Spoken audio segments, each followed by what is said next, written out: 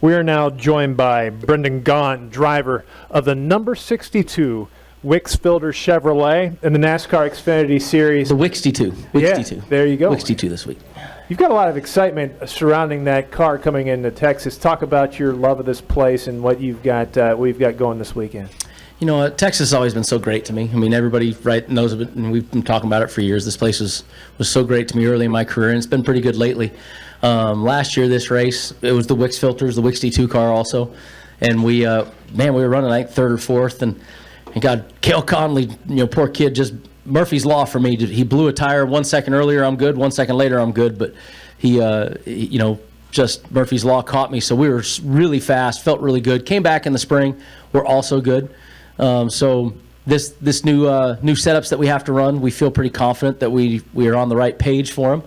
All the RCR Chevys been pretty fast, on and off the first part of the year, and coming off a 2-week break, give the engineers some time. Sometimes you give the engineers too much time, they can crunch too much data, but I feel like they've done a pretty good job this week, and Shane feels really excited, and getting Shane excited some days is difficult. So having Shane excited this week makes me pretty happy. So he feels pretty good, and we're going to go see if we can't figure out how to keep going around this place. How excited are you for next week when we go to Bristol, the new Xfinity Dash for Cash? The heat race is the main.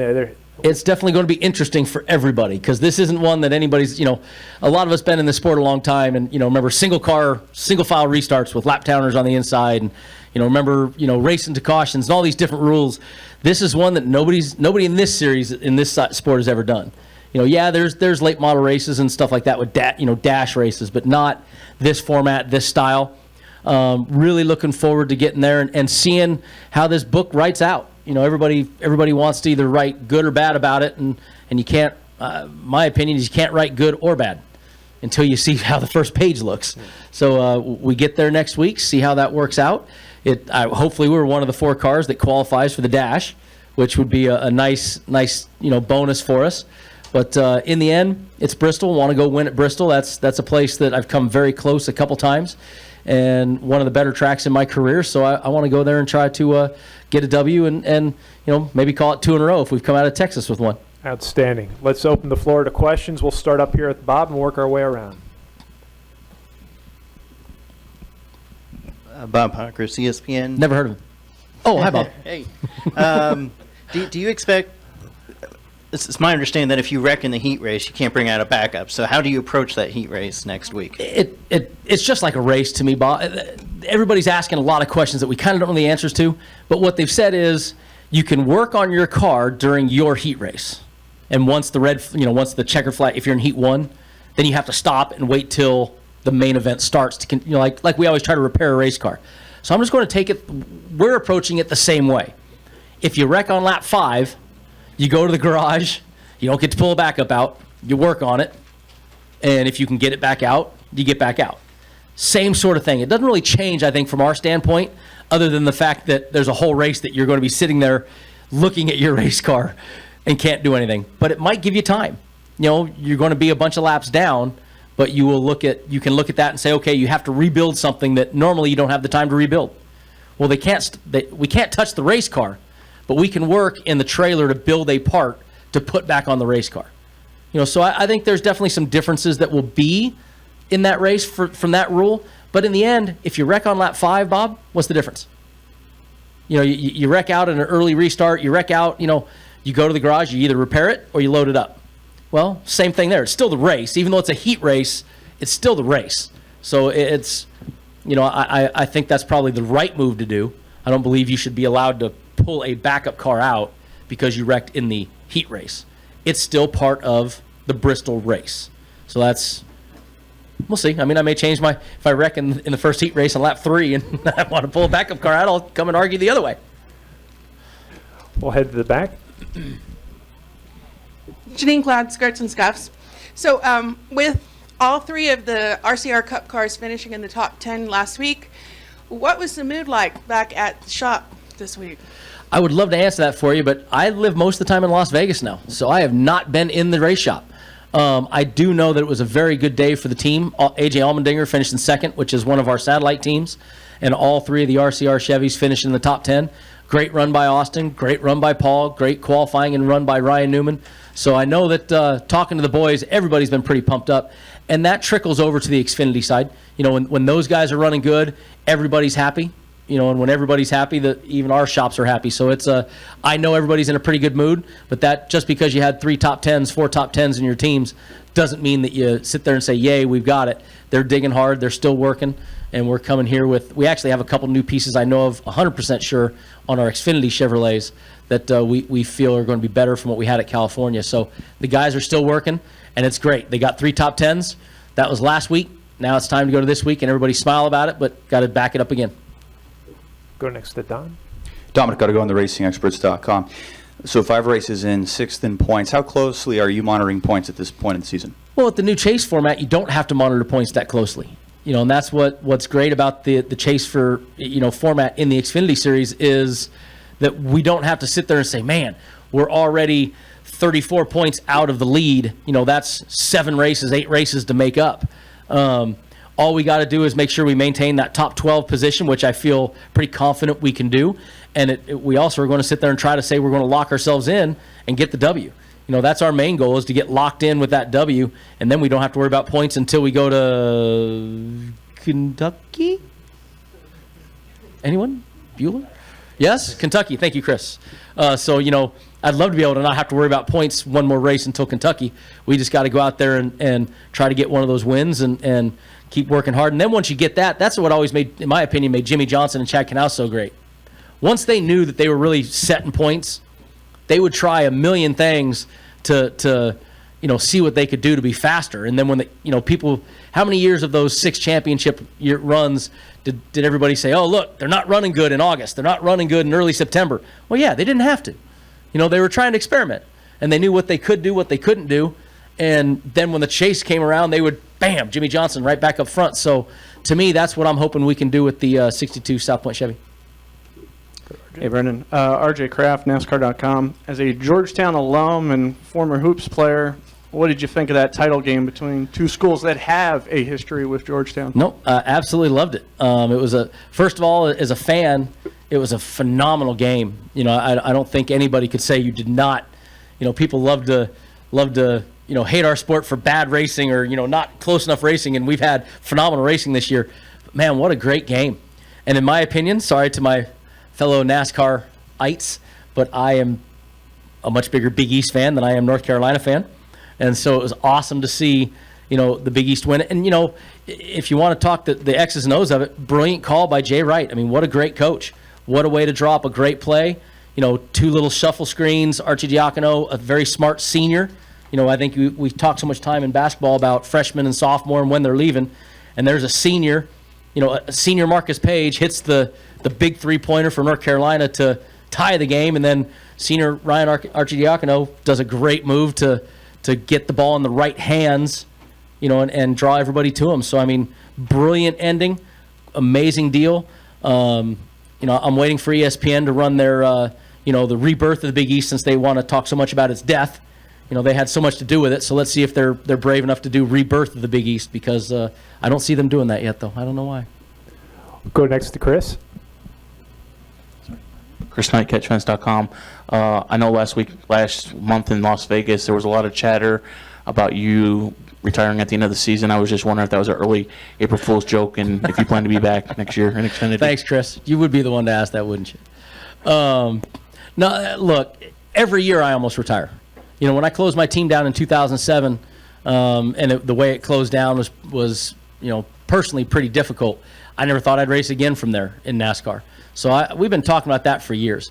What happened was, my father some days is, I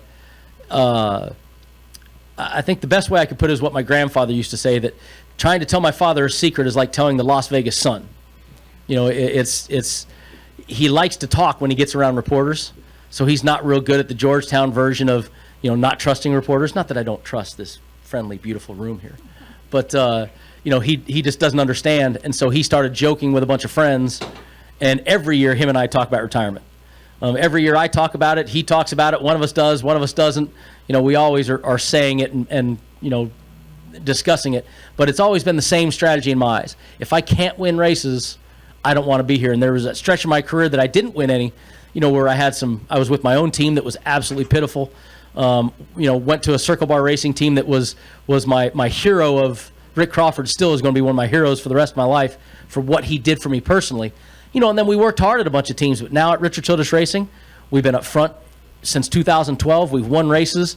As long as I can keep winning races and being up front, and if we can make this chase and keep competing for wins and championships, I think we'll stay around as long as I can keep doing it. Go next to Daniel. Daniel McFadden, NBC Sports.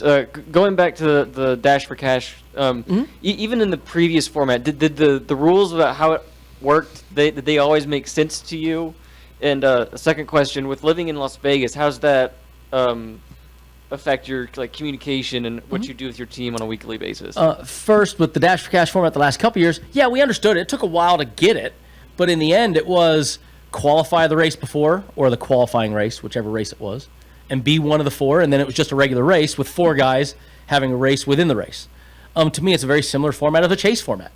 You still have 40 cup cars on the racetrack, but only 16, 12, 8, 4, are racing for a certain prize. Same thing with the Dash for Cash. This year, they want to me, I think this is NASCAR's volley. They want to see if this will stick. Why not? You've got the Xfinity Series, you've got a sponsor, you've got people that want to see something exciting and maybe try something different, because fans are always clamoring about something different. So throw something on a wall and see what sticks. And I think the one thing I do applaud NASCAR with in a late version of it is they are very good at, if they think they made a bad decision, they will change it. And if they think they made a good decision, they will definitely put it up there and say, look, good decision. And I think this is one of those that we'll see. If it's a bad decision, I believe that you'll have Steve O'Donnell and all the crew out there saying, okay, didn't work, move on. If it did go great, you're going to have Steve O'Donnell standing there with a smile on his face going, cool, maybe we'll try it in the truck series, maybe we'll try it somewhere else. So I'm excited to try it. I don't know if it's good or bad. I don't care if it's good or bad yet. Let's get there and see what it does. If I win $100,000 at Bristol, I'm going to say I love it. If I don't, I'm going to say, let's go to the next week and see how it goes. So I think that's a very cool thing. And then as far as living in Vegas, I have two children, one that's in school now. And a couple years ago, I was spending 18 and 20 days apart from my family pretty regularly. And that was just making life very difficult. I'm lucky. I've never felt that I should be apart from the team. I've always been a team guy. I played college sports. I live with my team. I'm at the shop every day. I've done that my entire career since I owned my team. Luckily for me at RCR, there are 7 guys on my race team that have been with me since 1999, 2000, 2002. They've been with me since I was in my early 20s. And life was getting difficult, and they said, go home. They're the ones that said, get out of here. First of all, Shane said it because I slow production down in the shop when I'm there. But it's, he said, go. And I talked to Richard about it, and he said, look, I'm a 40-year-old man. If I can't handle my responsibilities and be there when I need to be there and do those things, but I'm not Brandon Jones, 19 years old, be there at a certain time. You got to get in this deal. I've been doing this a long time. So it's been great. And actually, it's really what helped us win those couple races in the middle of 2014. And what made us run so good last year was my home life was much happier. And in doing that, it made racing go better. So my communication is still great with them. Talk to Shane just about every day, talk to Harley, talk to the boys, still find out what's going on, still see him all the time. We still do team dinners. Went out to Roanoke last night to Reno Reds and had dinner with the team when they landed. I still do all the same stuff. I'm just not in the shop every day. How often do you go? How often do I go back and forth? Yeah. As often as I need. In the summer, I'll take the kids and we'll move back to the North Carolina house and stay back there all summer, and I'll go to the shop just about every day. But right now, it's only as needed. If you have a short week, I'll spend, like between Daytona and Atlanta, I stayed back there and went to the shop every day, and it's just as needed. If Shane tells me I have to be there to fit in a brand new race car or do something, I'm actually really lucky. My interior guy, Scott Honan, might be one of the best interior guys in the history of the sport, and I've been here 20 years. He is really good at what he does, and he can get a race car now where I can get in it. Haven't seen the race car, brand new race car 2 weeks ago at California. Never saw it, never sat in the seat, brand new seat belts, brand new seat, brand new steering column. We didn't touch one nut, bolt, or seatbelt strap. He is that good at what he does, so I'm lucky. I've got great people, and when you have great people around you, you can get away with sometimes taking the next step in life.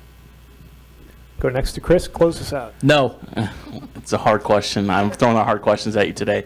I know you were pretty vocal at Kentucky Speedway about not repaving the racetrack, and they're getting close to getting that project done. When we go back there here pretty soon, what do you hope to see happen with the repavement? Do you hope that there's extra practice time to get used to it? And what kind of racing do you think we'll see? Well, I think historically we've seen some, after repaves, we've seen some very difficult races for the fans. I mean, let's be honest. The tire that Goodyear has to bring is going to have to be super hard. The racetrack is probably going to be super smooth, on a first race. So I'll definitely be able to take a few jabs at Mr. Simendinger, and I always try to take a few jabs at Mr. Smith once in a while, but you take very few at Mr. Smith. And but I'm sure I'll throw a few jabs out there. But you know what? Kentucky still has the same weather patterns, still has the same amount of rain, the same amount. It will grow and age faster, I think, than we've seen other tracks, and it will end up. They said they did not change 3 and 4. 3 and 4 stayed the same. 1 and 2 went to progressive banking. So I think that's what they said, or vice versa. So it's going to be a fun race. The track, I like the idea of what they're doing. And I think that in the end, once again, let's let the page be written. But I definitely think we'll see a fairly difficult race to pass the first time. It'll be super fast and probably a little difficult to pass for that first year, just because that's what happens when you have repaves. But in the end, the track was it needed it done. I can't say it didn't need it done. We all didn't want it because it put on great races, but it definitely needed it done. Brendan, we really appreciate you joining us today. Good luck this weekend, and good luck in the Dash for Cash. Thank you, guys.